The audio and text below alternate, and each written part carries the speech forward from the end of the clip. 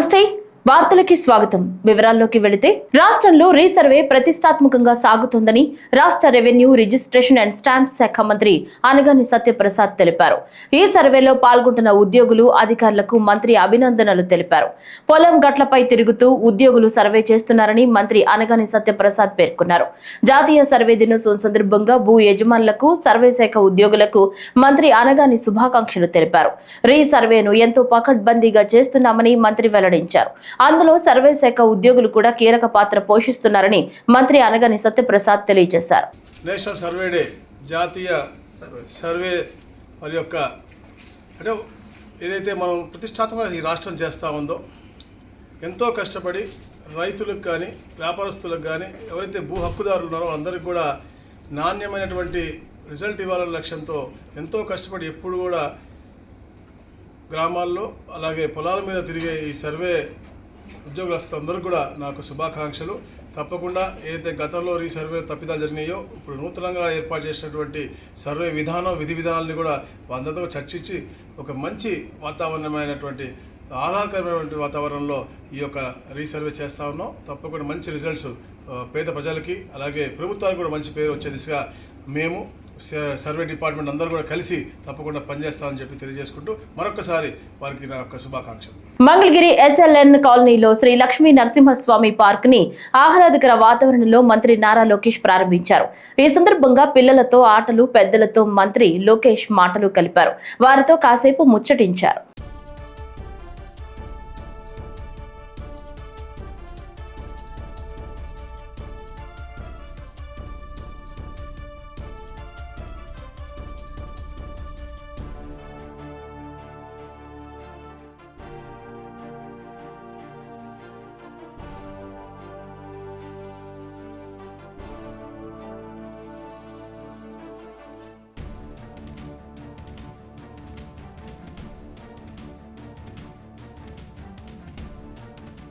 నందమూరి కళ్యాణ్ రామ్ హీరోగా వస్తున్న latest movie son of Vyjayanthi. ఇందులో విజయశాంతి కీలక పాత్రలో నటిస్తున్నారు. ఇందులో వీరిద్దరూ తల్లి కొడుకులుగా కనిపిస్తున్న సంగతి తెలిసిందే. సాయి మంజ్రేకర్ హీరోయిన్, కొత్త డైరెక్టర్ ప్రదీప్ చిలుకూరి డైరెక్షన్ లో వస్తున్న ఈ సినిమా నుంచి తాజాగా సాంగ్ రిలీజ్ చేశారు. ముచ్చటగా బందాలే అంటూ తల్లి కొడుకుల మధ్య ప్రేమను చూపిస్తూ ఆ సాంగ్ ఉంది. ఇందులో తల్లిని హీరో ఎంత బాగా చూసుకుంటాడు అనేది చూపించారు. పవర్ఫుల్ పోలీస్ ఆఫీసర్ గా ఉన్న వైజయంతికి కొడుకు ఇంట్లో పనులు సేవలు చేస్తూ ఉండడం ఇందులో మనకు కనిపిస్తోంది. సెట్స్ అన్ని రిచ్ గానే కనిపిస్తున్నాయి. విజువల్స్ కూడా చాలా స్టైలిష్ గా తీర్చిదిద్దారు. ఈ నెల 18న వస్తున్న ఈ సినిమా థియేటర్ లోకి రాబోతుంది. కళ్యాణ్ రామ్ కు హిట్ పడి చాలా రోజులు అవుతుంది. ఈ సినిమాతో ఎలాగైనా హిట్ కొట్టాలని చూస్తున్నారు. చాలా ఏళ్ల తర్వాత విజయశాంతి మళ్లీ సినిమాలో కనిపిస్తున్నారు. దీంతో మూవీపై మంచి హైప్ వచ్చేసింది. త్వరలోనే ట్రైలర్ ను రిలీజ్ చేయబోతున్నారు. ఈ రోజు కళ్యాణ్ రామ్ రేణిగుంటకు వస్తుండటంతో పెద్ద ఎత్తున అభిమానులు అక్కడకు చేరుకున్నారు. ఎన్టీఆర్ కళ్యాణ్ రామ్ ఫ్లెక్సీలతో నింపేశారు.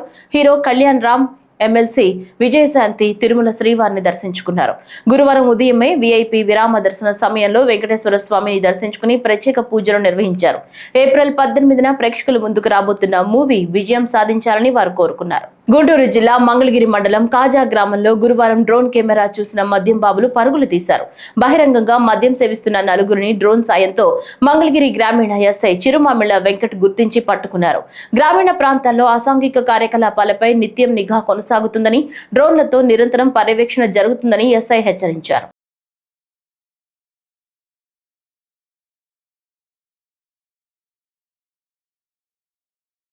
అల్లూరి సీతారామరాజు జిల్లాని రూదర్ఫర్డ్ జిల్లాగా మారుస్తున్నారని CPM రాష్ట్ర కార్యదర్శి శ్రీనివాసరావు ప్రభుత్వాన్ని విమర్శించారు. విజయవాడలో ఏర్పాటు చేసిన విలేకరుల సమావేశంలో ఆయన మాట్లాడుతూ పర్యాటక అభివృద్ధి పేరుతో ఏజెన్సీ ప్రాంతంలో ఖనిజ సంపదను దోచుకునే ప్రయత్నాలు మొదలయ్యాయని, స్థానిక గ్రామ సభలు ప్రజాభిప్రాయంతో సంబంధం లేకుండా టీడీపీ ఎమ్మెల్యేలే ఏకపక్షంగా నిర్ణయాలను ఆమోదించుకుంటున్నారని ఆయన ఆరోపించారు. గత 3 మాసాలుగా ఒక పథకం ప్రకారం అభివృద్ధి, పర్యాటకం పేరుతో గిరిజనుల సంపదని భారీ కార్పొరేట్ సంస్థలకి కట్టబెడుతున్నారు శ్రీనివాసరావు ఆగ్రహం వ్యక్తం చేశారు. ఇటీవల పవన్ కళ్యాణ్ పర్యటనలు చేయడం, ఆయా ప్రాంతాల్లో రోడ్లు వేయటం, వివిధ సదుపాయాలు కల్పించడం కూడా కుట్రలో భాగమేనని ఆయన సంచలన ఆరోపణలు చేశారు. వర్క్షాప్ పెట్టింది గవర్నమెంట్, ITD ఆధ్వర్యంలో వర్క్షాప్ పెట్టారు.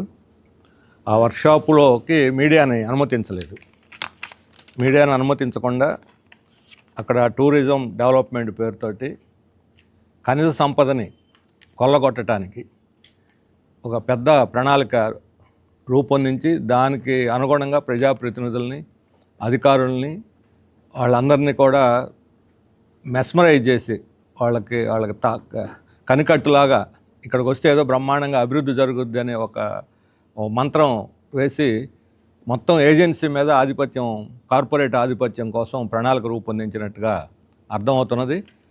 అక్కడ ఆ వర్క్షాపు అయిపోయిన తర్వాత వాళ్ళు నిర్దిష్టమైన ప్రతిపాదనలు చేయకుండా ప్రజాప్రతినిధుల చేతనే, తెలుగుదేశం ఎమ్మెల్యేల చేతనే ప్రతిపాదనలు చేయించి దానికి అనుగుణంగా ప్రజాభిప్రాయాన్ని మలచడానికి ఒక పెద్ద కుట్ర జరుగుతుంది. ఆ నోటు ఇక్కడ టూరిజం అభివృద్ధి, మినీ పరిశ్రమల ఏర్పాటు, ఖనిజ సంపద అభివృద్ధి. అంటే అభివృద్ధి, టూరిజం మాటున ఖనిజ సంపదని దోచుకోవటానికే అసలు మొత్తం ఎత్తుగడ అంతా అనేది మనకి అర్థమవుతుంది. గతంలో అనేక సార్లు గిరిజనులు ఈ ఖనిజ సంపదని దోచుకోవటానికి కార్పొరేట్ కంపెనీలు వచ్చినప్పుడు బాక్సైట్ కానీ ఇతర మైనింగ్ వీటన్నిటిలో కూడా తీవ్రమైనటువంటి ప్రతిఘటన, చాలా పెద్ద ఎత్తున ప్రతిఘటన చేసిన తర్వాత ప్రభుత్వం వెనక్కి తగ్గింది. ఇదే చంద్రబాబు నాయుడు ప్రభుత్వం గతంలో దీన్ని ఉపసంహరించుకున్నది. మొన్న ఎన్నికల్లో ఇక్కడ ట్రైబల్ హక్కులకు ఏమాత్రం భంగం కలగకుండా ట్రైబల్ చట్టాలన్నిటినీ పగడ్బందీగా అమలు జరుపుతామని చెప్పిన వాగ్దానం చేసి ఇప్పుడు పూర్తిగా దానికి భిన్నంగా వ్యవహరిస్తున్నది. ఇది ఏజెన్సీని పూర్తిగా కార్పొరేట్ పరం చేయడానికి ఉద్దేశించబడినటువంటి ఒక పెద్ద కుట్ర జరుగుతున్నది ఏజెన్సీలు అనేది అర్థమవుతున్నది. ఇప్పటికే రకరకాలైనటువంటి పేర్లతోటి అర్బన్ నక్సల్స్ అని, కగార్ ఆపరేషన్ అని చెప్పి ప్రజల మీద, అమాయకుల మీద పోలీసులను ఉపయోగించి అల్లూరు సీతారామరాజు జిల్లాని రోదర్ఫర్డ్ జిల్లాగా మార్చడానికి ఒక గట్టి ప్రయత్నం ప్రభుత్వం చేస్తూ ఉంది. దీన్ని మేము పూర్తిగా వ్యతిరేకిస్తాం. ఈ రకమైనటువంటి అండర్ హ్యాండ్లో ఒక చాప కింద నీరులాగా మొత్తం గిరిజనుల యొక్క ఉనికిని దెబ్బకొట్టి కార్పొరేట్ ఆధిపత్యంలోకి ఈ ఏజెన్సీని తీసుకురావడానికి జరుగుతున్నటువంటి ఈ ప్రయత్నాన్ని తిరస్కరించి ప్రతిఘటించాలని చెప్పి మేము పార్టీ పిలుపునిస్తూ ఉన్నాము. చిత్తూరులో వృత్తిరీత్యా నైపుణ్యం కలిగిన వారికి మాత్రమే ఉపాధి అవకాశాలు ఎక్కువ వస్తాయని, స్కిల్ డెవలప్మెంట్ కార్యక్రమం ద్వారా మెరుగైన వృత్తి నైపుణ్య శిక్షణ పొందాలని జిల్లా కలెక్టర్ సుమిత్ కుమార్ పేర్కొన్నారు.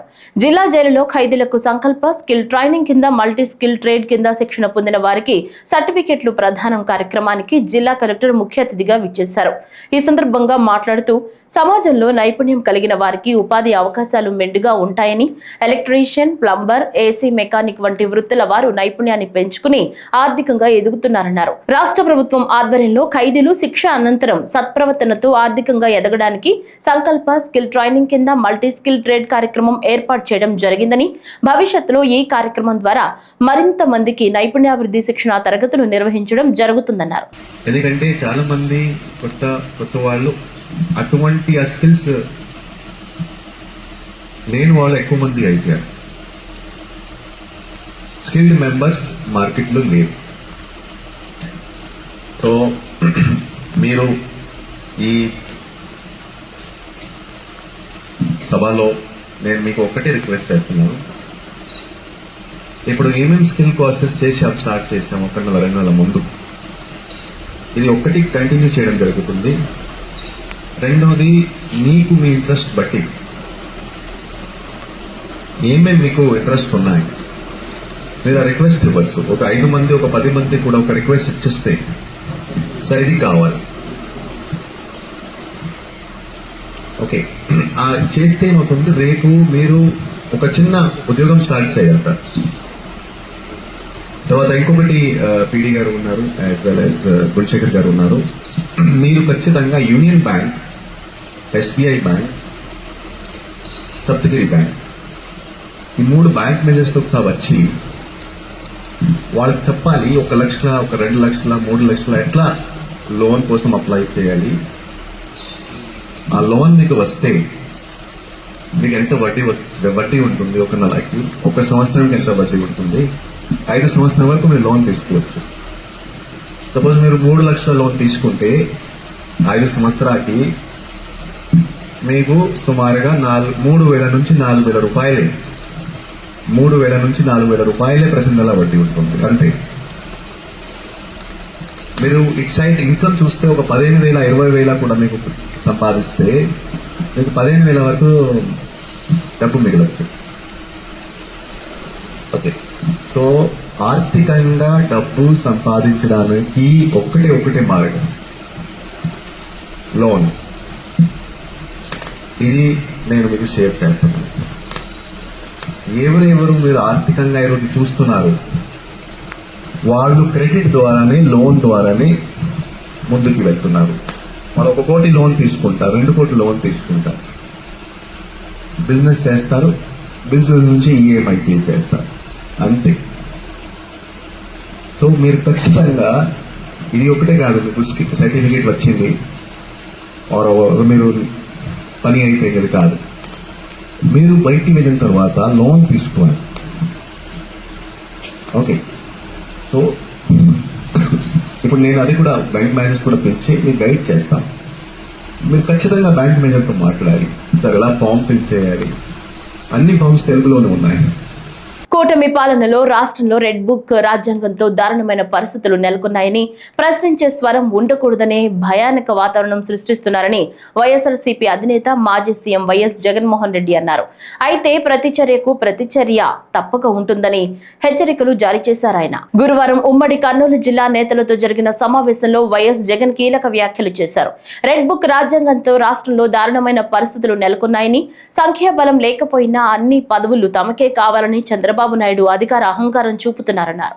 కేవలం ఒక మాట ఇచ్చినాం, ఆ మాట కోసం ఎందాకైనా కూడా పోయిన పరిస్థితుల మధ్య వైఎస్ఆర్ కాంగ్రెస్ పార్టీ ఆవిర్భవించడం, వైఎస్ఆర్ కాంగ్రెస్ పార్టీ ఈరోజు ఒక బలమైన పార్టీగా ఈరోజు రాష్ట్ర చరిత్రలో ఉండడం, దానికి బీజం కర్నూలు నుంచే పడింది. ఆ రోజు నుంచి నాతోనే అడుగులు వేశారు చాలామంది.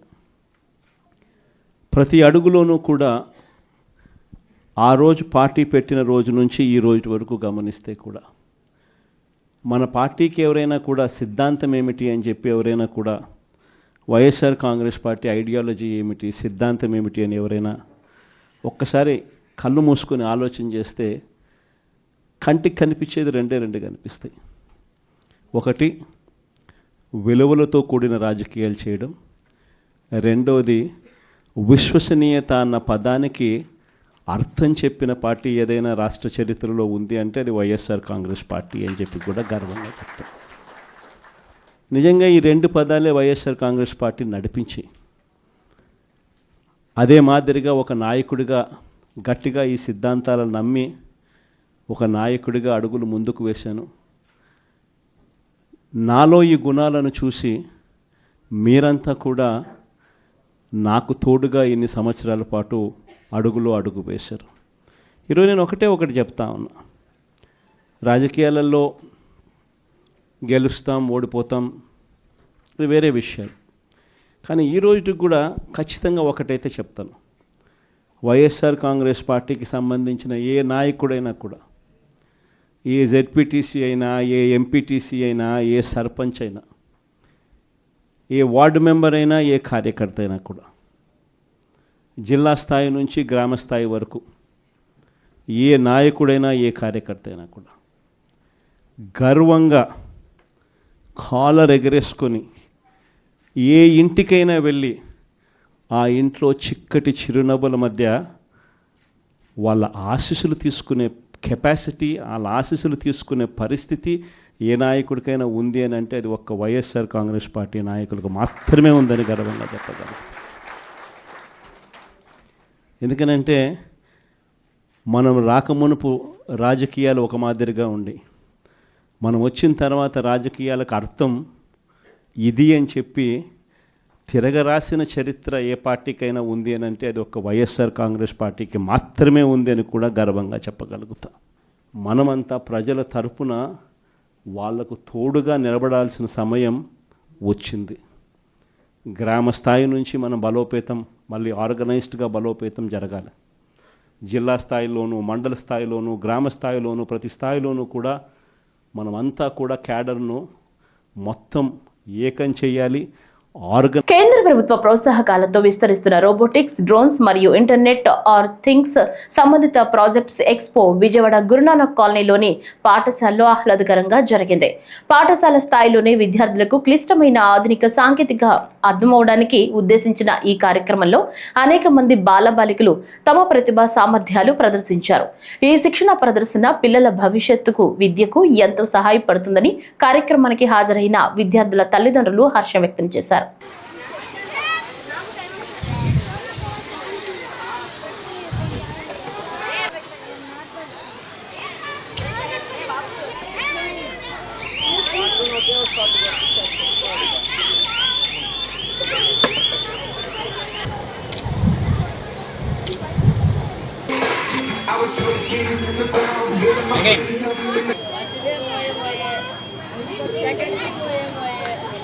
రాష్ట్రంలో కులం పేరుతో దళితులపై అణచివేతలు, అఘాయిత్యాల పరంపర మళ్లీ మొదలైందా అనే అనుమానం కలుగుతోందని అమరావతి బహుజన ఐకాస అధ్యక్షులు పోతుల బాలకోటయ్య విమర్శించారు. విజయవాడ ప్రెస్ క్లబ్ లో ఏర్పాటు చేసిన విలేకరుల సమావేశంలో ఆయన మాట్లాడుతూ సత్తెనపల్లి మండలం కంకణాలపల్లిలోని అంగన్వాడీ ఉపాధ్యాయురాలు స్వర్ణలత పైన కులహంకారంతో లైంగిక వేధింపులకు పాల్పడడం చూసి సిగ్గుతో తలదించుకుంటున్నారని బాలకోటయ్య ఆవేదన వెలిబుచ్చారు.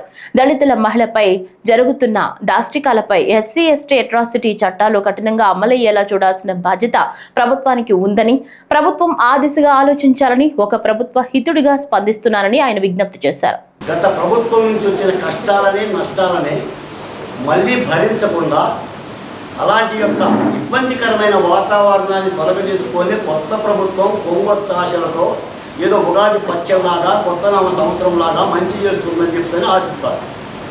అందుకనే ప్రజాస్వామ్యంలో ప్రభుత్వాన్ని ప్రజలు మార్చుకుంటారు. డాక్టర్ బిఆర్ అంబేద్కర్ గారు రాజ్యాంగ రచన చేస్తూ 5 ఏళ్లకు ఒకసారి ఆ భగవత్ అవకాశాన్ని ఓటర్ దేవుళ్ళ చేతిలో పెట్టిన మహాభాగ్యం. ఎంతటి దుర్మార్గ పాలకుడైనా, ఎంతటి నియంత పాలకుడైనా, ఎంత ముసోలినైనా, హిట్లర్ అయినా ప్రజాస్వామ్యంలో భారతదేశంలో, ఆంధ్రప్రదేశ్లో 5 ఏళ్లకు ఒకసారి దిగిపోవాలి, అధికారంలో ఉండడానికి అవకాశం లేదు. అలాగనే మొన్న 5 ఏళ్ళు కూడా జగన్మోహన్ రెడ్డి గారి అరాచక పరిపాలనని చూడలేక, భరించలేక, ఊపిరాడలేక మనోవేదన చెంది ప్రభుత్వాన్ని మార్చారు. 151 సీట్లు ఇచ్చిన జగన్మోహన్ రెడ్డి గారు కొండ మొయ్యలేకపోతున్నాడని, అంత బలం ఇవ్వకూడదనని ఆ ప్రభుత్వాన్ని దించి 164 సీట్లతో కూటమి మీద పెద్ద కుండ భారాన్ని నెత్తిన పెట్టారు. మళ్ళీ ఈ ప్రభుత్వంలో అలాంటి అత్యాచారాలే, అఘాయిత్యాలే మొదలయ్యాయా అనే అనుమానం కలుగుతుంది. ప్రభుత్వం ఆ దిశగా చూడాల్సిన ధర్మం ఉంది. ఇటీవల పిడుగురాల సత్తెనపల్లి రూరల్ మండలం కంకణాలపల్లి గ్రామానికి నేను వెళ్ళా. ఆ పల్లెలోని అంగన్వాడీ టీచర్ స్వర్ణలతపై నేను కమ్మవాణ్ణి, మేము కమ్మోళ్ళం, నువ్వు మాలదానివి, మేము అధికారంలో ఉన్నాం, ఏం పీక్కుంటావో పీక్కో అని అన్న దుర్మార్గమైన ఒక దాష్టీకాన్ని పరామర్శించడానికి వెళ్ళా. ఈ రాష్ట్ర ప్రభుత్వాన్ని ప్రజలు వెన్నుకున్నది మేము కమ్మోళ్ళం, నువ్వు మాలదానివి అని అనటానికి కాదు. నేను మాలబిడ్డని. నేను ఎస్సీ సామాజిక వర్గంలో బాలకోటయ్య మాలబిడ్డ, మాదిగ బిడ్డ, రెల్లి బిడ్డ, ముస్లిం బిడ్డ. నేను పోరాడిందే ఎస్సీ ఎస్టీ బీసీ మైనార్టీల మీద పిడికడు ఆత్మగౌరవం కోసమని రాష్ట్ర వ్యాప్తంగా ఉద్యమించాం. ఈ సందర్భంగా ముఖ్యమంత్రి గారికి చెప్తున్నా, ఈ ఆడబిడ్డ మీద, ఈ వివాహిత మహిళల మీద జరిగిన దాష్టీకానికి ముఖ్యమంత్రి గారు నేను తలదించుకొని సిగ్గుపడుతున్నా. జగిత్యాల జిల్లా మల్యాల మండలంలోని ముత్యంపేట గ్రామంలో గల ప్రసిద్ధ కొండగట్టు శ్రీ ఆంజనేయ స్వామి దేవస్థానంలో రేపటి నుంచి చిన్న హనుమాన్ జయంతి ఉత్సవాలు ప్రారంభం కానున్నాయి. ఈ మేరకు తరలివచ్చే మాలధార భక్తుల సౌకర్యార్థం అధికారులు అన్ని ఏర్పాట్లను పూర్తి చేస్తున్నారు. శుక్రవారం నుంచి 3 రోజుల పాటు ఉత్సవాలను అంగరంగ వైభవంగా నిర్వహించనున్నట్లు, భక్తులకు ఎలాంటి అసౌకర్యాలు లేకుండా 24 గంటలు పర్యవేక్షణలో ఉంటుందని స్థానాచార్యుడు కపీందర్ తెలిపారు.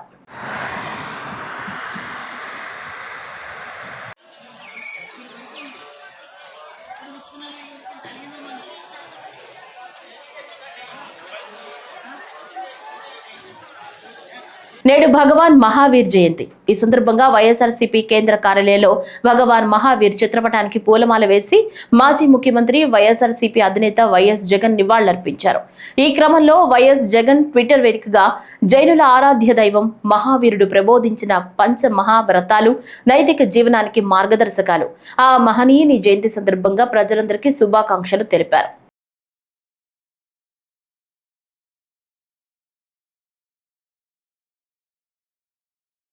ప్రేమ వివాహం చేసుకున్న తమకు పెద్దల నుంచి రక్షణ కల్పించాలని చౌడేపల్లి మండలం బిర్జేపల్లికి చెందిన అనూహ్య, చిట్టిరెడ్డిపల్లికి చెందిన వంశీ తెలిపారు. ప్రేమ జంట జిల్లా పోలీసు ఉన్నతాధికారులకు విజ్ఞప్తి చేశారు. ఈ సందర్భంగా అనూహ్య మాట్లాడుతూ తాను వంశీని గత 7 ఏళ్లుగా ప్రేమిస్తున్నానని, కులాలు వేరు కావడంతో మా తల్లిదండ్రులు వివాహానికి అంగీకరించలేదని చెప్పారు. దీంతో తమిద్దరి ఇష్టపూర్వకంగా వివాహం చేసుకున్నామని చెప్పారు. తమ ప్రాణాలకి ఎటువంటి అపాయం కలగకుండా పోలీసు అధికారులు స్పందించి తమకు రక్షణ కల్పించాలని విజ్ఞప్తి చేశారు. నా పేరు అనూహ్య, మా ఊరు చిట్టేటిపల్లి. మేము ఇద్దరం 7 సంవత్సరాలుగా ప్రేమించుకుంటున్నాం. మేము ఇంటర్ చదివేటప్పుడు ప్రేమించుకుంటున్నాం. వాళ్ళది తక్కువ కులమని మా ఇంట్లో నాకు పెళ్లి చేస్తారని మేము ఇంట్లో నుండి వచ్చేసినాం. మా ఇంట్లో వాళ్ళ నుండి మాకు ప్రాణహాని ఉంది, అందుకని మేము పారిపోయి పెళ్లి చేసుకున్నాం. అందుకని మాకు పోలీసు రక్షణ. నా పేరు వంశీ, తన పేరు అనూహ్య. మేమిద్దరూ 7 సంవత్సరాలుగా ఇంటర్ నుంచి ప్రేమించుకుంటున్నాం. ఇప్పుడు మా వేరే కులమని వాళ్ళ ఇంట్లో ఒప్పుకోవడం లేదు మా ప్రేమని. తనకి వేరే పెళ్లి చేయడానికి చూస్తున్నారు. అందుకే తను వచ్చేసింది. నేను వచ్చేస్తే మేమిద్దరు ఇష్టపడి పెళ్లి చేసుకున్నాం. మాకు పోలీసు రక్షణ కల్పించాలని పోలీసు వారిని కోరుకుంటున్నాం. Tirupati Katpadi via Chittoor railway double line ఏర్పాటుకు కేంద్రం 1332 కోట్లు మంజూరు చేసింది. 104 కిలోమీటర్ల డబుల్ లైన్ ఏర్పాటుకు కేంద్ర మంత్రివర్గం బుధవారం ఆమోదముద్ర వేసింది. తిరుపతి కాట్పాడి డబుల్ లైన్ ఏర్పాటుకు కృషి చేస్తామని ఎన్నికల సందర్భంగా చిత్తూరు ఎంపీ దగ్గుమళ్ల ప్రసాదరావు హామీ ఇచ్చారు. ఈ విషయంగా పలుమార్లు కేంద్ర రైల్వే మంత్రిని కలిసి తిరుపతి కాట్పాడి డబుల్ లైన్ ఏర్పాటు విషయంగా ప్రస్తావించడంతో కేంద్రం ఈ పనులకు ఆమోదముద్ర వేసింది. దీంతో చిత్తూరు అభివృద్ధికి కీలక అడుగు కాబోతోంది. గతంలో చిత్తూరు రైల్వే స్టేషన్ లో ఆగని ఎక్స్ప్రెస్ రైళ్లు జిల్లా కేంద్రమైన చిత్తూరు రైల్వే స్టేషన్ లో ఆగనున్నాయి. పుణ్యక్షేత్రాలకు నిలయమైన తిరుపతి, తిరుచానూరు, శ్రీ పద్మావతి అమ్మవారి ఆలయం, శ్రీకాళహస్తి ఆలయం, కాణిపాకం, గోల్డ్ అండ్ టెంపుల్ వంటి ఆలయాలను సందర్శించాలనుకునే భక్తులకు కేంద్ర రైల్వే శాఖ తీసుకున్న నిర్ణయం సౌలభ్యంగా మారింది. అంతేకాకుండా Tirupati Katpadi railway line doubling తో టూరిజం హబ్ గా మారే అవకాశం ఉంది. చిత్తూరు ప్రజల చిరకాల వాంఛైనటువంటి Tirupati Katpadi via Pakala Chittoor broad gauge doubling లైన్కి సంబంధించి కేంద్ర కేబినెట్ 1332 కోట్లు మంజూరు చేయడం జరిగింది. అంటే గతంలో రైల్వే ప్రాజెక్టులు అంటే ఒక్కో బడ్జెట్లో 100 కోట్లు 200 కోట్లు మంజూరు చేస్తూ 10 ఏళ్ళు 15 ఏళ్ళు ఒక ప్రాజెక్ట్ నడిచేది. కానీ మోడీ గారు వచ్చిన తర్వాత రైల్వే ప్రాజెక్టులు కావచ్చు, ఇటు రోడ్ ప్రాజెక్టులు కావచ్చు, సింగిల్ బడ్జెట్ మంజూరు చేసి కాల పరిమితితోటి వాటిని వెంటనే కంప్లీట్ చేస్తున్నారు. గత 3 సంవత్సరాలుగా ఈ డబ్లింగ్ కోసం 3 సార్లు రైల్వే మంత్రిని కలిసాం పురంధరేశ్వరి గారి ద్వారా. వైసీపీ ప్రభుత్వం ఉన్నప్పుడు 2 సార్లు మేము కలిసి రైల్వే మంత్రి గారికి ఇస్తే కూడా రాష్ట్ర ప్రభుత్వం నుంచి ఎటువంటి సహకారం లేదని వారు ఆ రోజు చెప్పడం జరిగింది రైల్వే మంత్రి గారు. మళ్ళీ మన కూటమి ప్రభుత్వం వచ్చినప్పుడు మొన్న సెప్టెంబర్లో రైల్వే మంత్రి గారిని కలవడం జరిగింది ఇదే అంశం మీద. అప్పుడు వారు వెంటనే మాకు ఇచ్చిన స్పందన ఏంటంటే, మాకు ముఖ్యమంత్రి గారి నుంచి చాలా మంచి కోఆపరేషన్ ఉంది.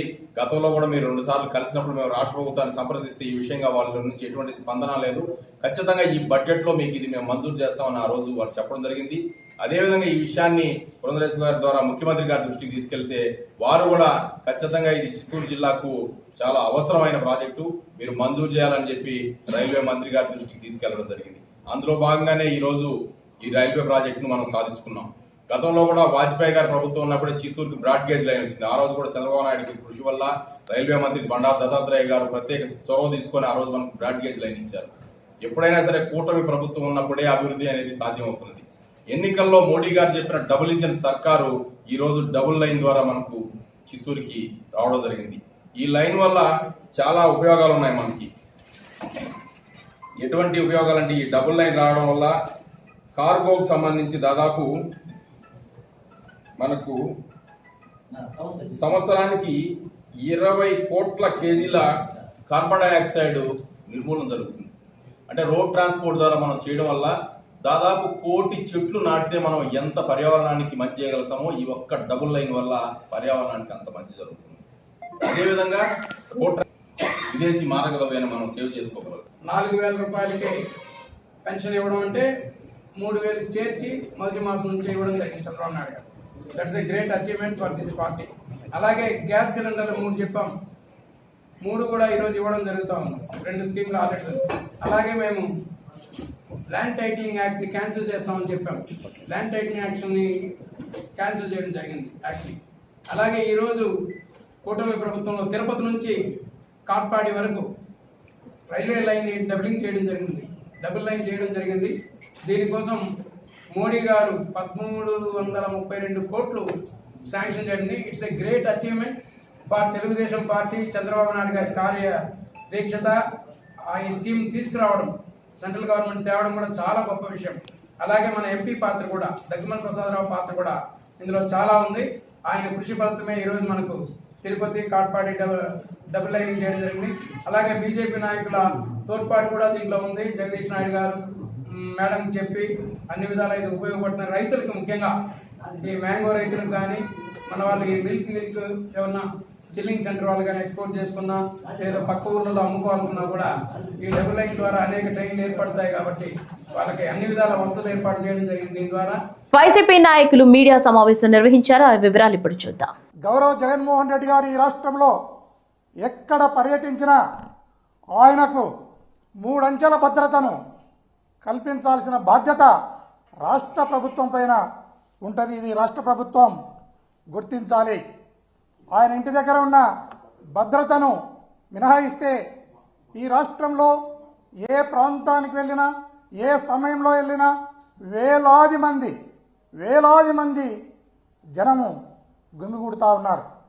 వారిని కంట్రోల్ చేసే బాధ్యత, వారిని ఒక ఆర్డర్లో పెట్టే బాధ్యత ఈ రాష్ట్ర ప్రభుత్వానికి ఉంటుంది.